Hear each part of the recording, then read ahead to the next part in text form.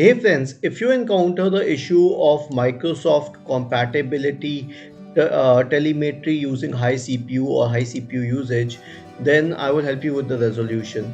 The resolution has been mentioned on the Microsoft Answers forum and 127 people approved of it, which means that it is definitely going to work.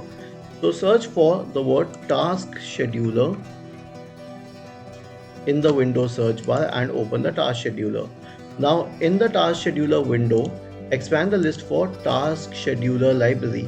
Then expand the list for Microsoft, then expand the list for Windows, and then you can go to application experience. So I'll click on application experience.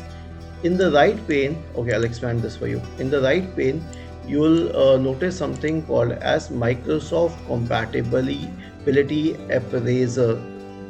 So right click on it and select disable, and once it is disabled, the Microsoft Compatibility Telemetry service will stop using CPU resources, so it will immediately kill the process as well.